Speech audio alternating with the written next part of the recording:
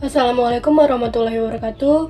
Hai semuanya, perkenalkan kita dari kelompok 4 dengan mata kuliah Ilmu Kealaman Dasar dan dosen pengampu Ibu Mima Nisma SEMM.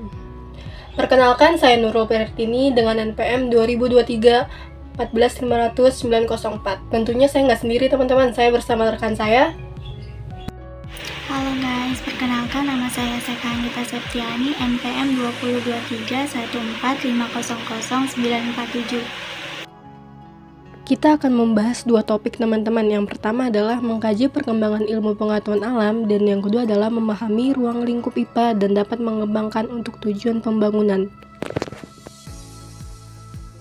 Sebelum memasuki materi yang pertama, kita cari tahu dulu nih definisi ilmu pengetahuan alam. Ilmu pengetahuan alam adalah ilmu yang mempelajari tentang pengungkapan, rahasia, dan gejala alam, meliputi asal-usul alam semesta dengan segala isinya, termasuk proses, mekanisme, sifat benda, maupun peristiwa yang terjadi. Dalam perkembangan banyak proses yang penjelasannya memerlukan bantuan dari 2 atau lebih cabang ilmu, yang merupakan kombinasi dari cabang-cabang yang telah ada, seperti kimia fisika, biokimia, biofisika, dan geofisika. Pembagian IPA dalam berbagai cabang tersebut sebenarnya untuk lebih mempermudah mempelajari alam seisinya dari sudut pandang tertentu. Pembahasan pertama, mengkaji perkembangan ilmu pengetahuan alam. 1. Pengertian IPA klasik adalah IPA klasik merupakan suatu proses IPA di mana teori dan eksperimen memiliki peran saling melengkapi dan memperkuat. IPA klasik memiliki kajian yang bersifat makroskopik, yakni mengacu pada hal-hal yang berskala besar dan kaidah pengajiannya menggunakan cara tradisional.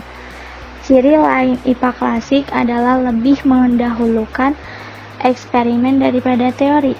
IPA klasik secara umum sebagai contoh digambarkan pembuatan ragi tempe dan ragi tapis. Contoh lain, pembuatan gula kelapa merupakan proses fisika bersama-sama kimia yang telah tinggi tingkatannya. Juga pembuatan terasi, ikan asin, rendang, dan telur asin adalah merupakan karya IPA klasik. Ada contoh video pembuatan telur asin dan ikan asin nih teman-teman. Kita nonton sama-sama ya.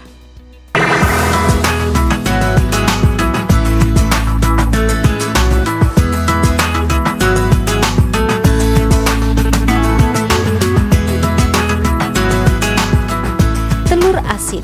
Makanan yang satu ini banyak digemari orang karena rasa asinnya yang sudah meresap ke dalam telur.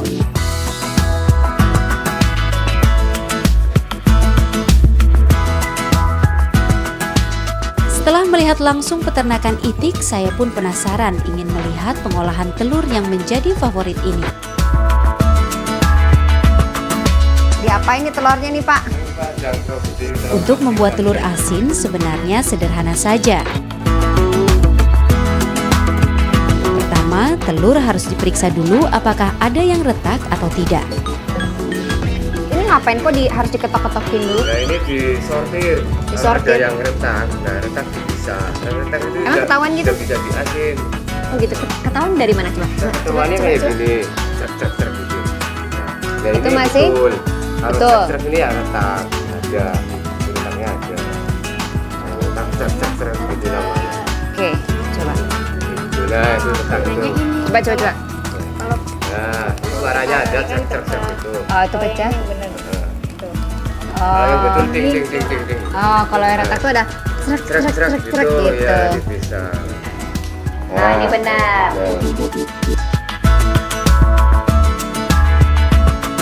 Setiap telur itik yang akan diasinkan dilumuri adonan. Adonan ini terbuat dari lumpur dan garam yang sudah dicampur. Setelah tercampur, barulah ditaburi abu, agar tidak lengket satu sama lain. Kemudian telur itik disimpan selama 15 hari. Mau lebih, boleh-boleh saja, tergantung selera. Semakin lama disimpan, telur akan terasa semakin asin.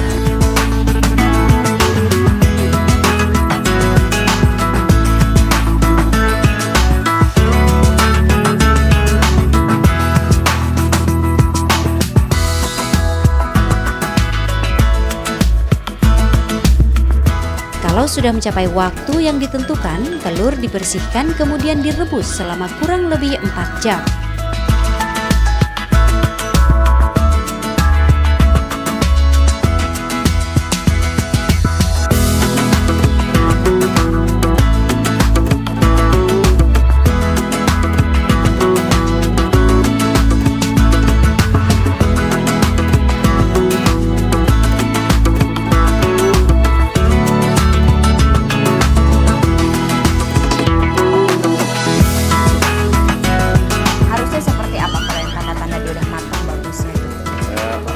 Ya kalau mana itu bagus ya itu merah-merah itu ya kal gitu kalau Ral gitu. ya kal masir gitu ya itu makanya Masir. seperti Coba dijelaskan Pak, masir Ya. itu apa? Apa teksturnya yang seperti pasir, ada ya jontor-jontornya ada gitu? termasuknya kinel-kinel kalau dimakan itu ada rasa-rasa pasir lah gitu.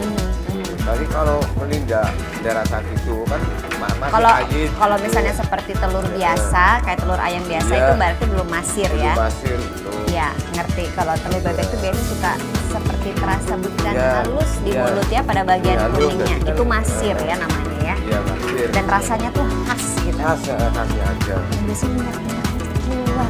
Iya minyaknya keluar. Itu ya biasanya enak ya Pak ya. Enak lebih enak. Saya jadi nggak Iya, sabaran Pak. pengen nyobain.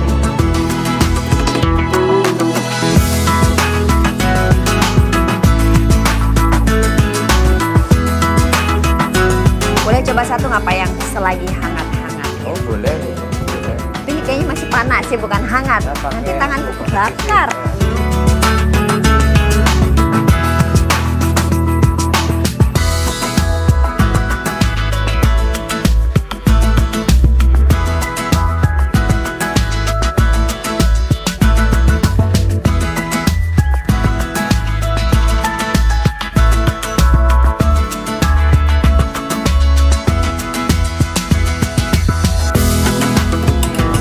Ini ada minyak-minyaknya kan ada.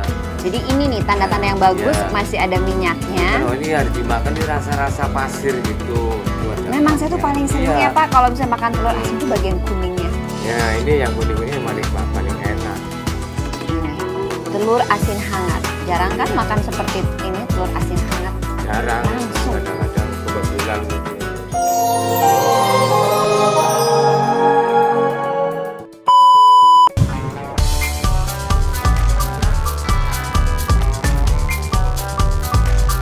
Waktunya kita intip pengolahan ikan asin nih. Sebenarnya cara ini sebagai proses pengawetan ikan secara alami.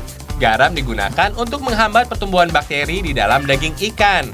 Cara mengolahnya simpel kok. Ikan yang sudah bersih tinggal dimasukkan ke dalam wadah berisi air. Lalu taburi garam kasar ke seluruh permukaan wadah. Pems, kemudian garam sangat menentukan proses pembuatan ikan asin. Garam yang biasanya dipakai adalah garam dapur murni yang banyak mengandung natrium klorida. Tinggal diamkan selama 12 jam supaya garam terserap ke dalam daging ikan dengan baik, Fems. Kalau sudah begini, bakteri di dalam tubuh ikan bisa terhambat bahkan terhenti. Selanjutnya rendam ikan dalam air mendidih selama 5 menit. Baru deh, jemur. Proses penjemuran ini membutuhkan waktu 2 hari sampai ikan asin benar-benar kering.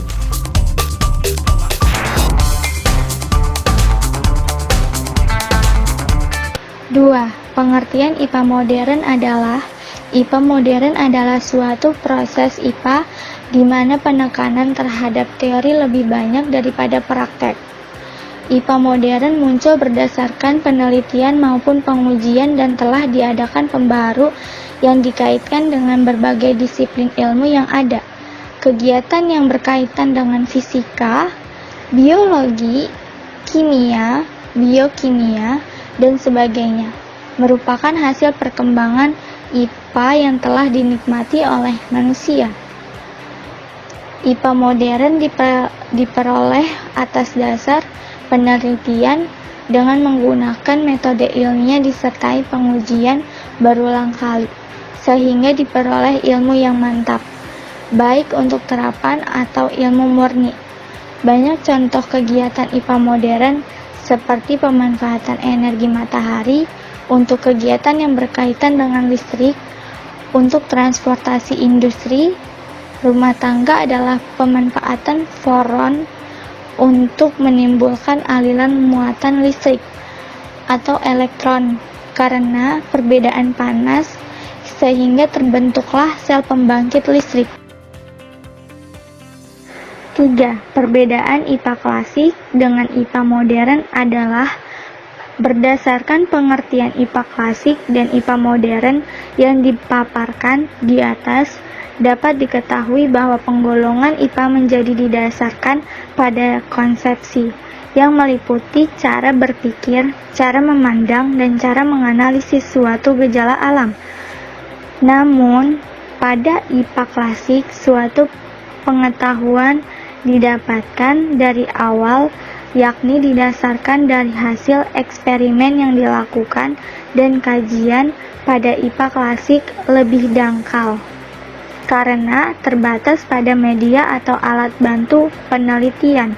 Sedangkan IPA modern, suatu pengetahuan diperoleh melalui eksperimen yang dilakukan dengan berkiblat pada teori yang telah ada dan dengan bantuan teknologi yang lebih canggih dan maju, sehingga diperoleh pengetahuan yang lebih mendalam mengenai suatu fenomena alam. Dengan kata lain, dapat disimpulkan bahwa IPA modern merupakan pengembangan dari IPA klasik. Pembahasan yang kedua, ruang lingkup IPA.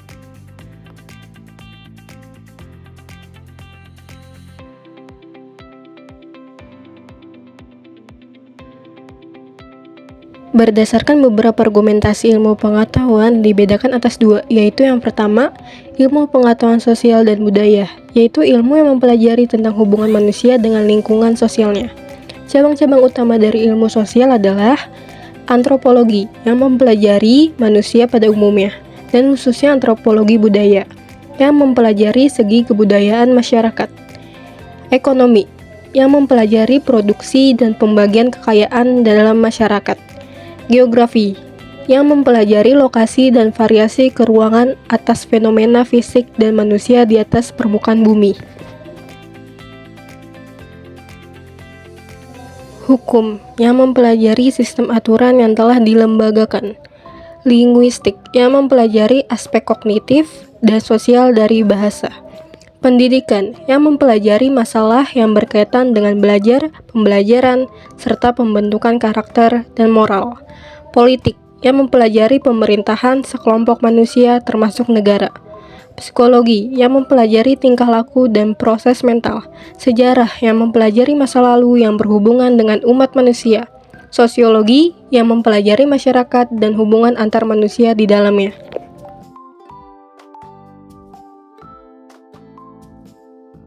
Sun dan Roberts merumuskan bahwa sains merupakan kumpulan pengetahuan dan proses. Sedangkan Kuslanstone menyebutkan bahwa sains adalah kumpulan pengetahuan dan cara-cara untuk mendapatkan dan mempergunakan pengetahuan itu. Cabang-cabang utama dari ilmu alam adalah astronomi, yaitu cabang ilmu alam yang melibatkan pengamatan benda-benda langit seperti halnya bintang, planet, komet, nebula, gugus bintang, atau galaksi, serta fenomena-fenomena alam yang terjadi di luar atmosfer bumi. Biologi atau ilmu hayat adalah ilmu yang mempelajari aspek fisik kehidupan. Objek kajian biologi pada masa kini sangat luas dan mencakup semua makhluk hidup dalam berbagai aspek kehidupannya. Ekologi, yaitu ilmu yang mempelajari baik interaksi antara makhluk hidup dan lingkungannya. Fisika adalah sains atau ilmu tentang alam dalam makna yang terluas. Fisika mempelajari gejala alam yang tidak hidup atau materi dalam lingkup ruang dan waktu. Geologi adalah ilmu yang mempelajari bumi, komposisinya, struktur, sifat-sifat fisik, sejarah, dan proses pembentukannya. Ilmu bumi adalah suatu istilah untuk kumpulan cabang-cabang ilmu yang mempelajari bumi. Kimia adalah ilmu yang mempelajari mengenai komposisi, struktur, dan sifat zat atau materi dari skala atom hingga molekul serta perubahan atau transformasi serta interaksi mereka untuk membentuk materi yang ditemukan sehari-hari. Kesimpulan dari materi kita adalah bahwa ilmu pengetahuan alam akan terus berkembang seiring dengan zaman dan akan ada penemuan perkembangan teknologi yang baru.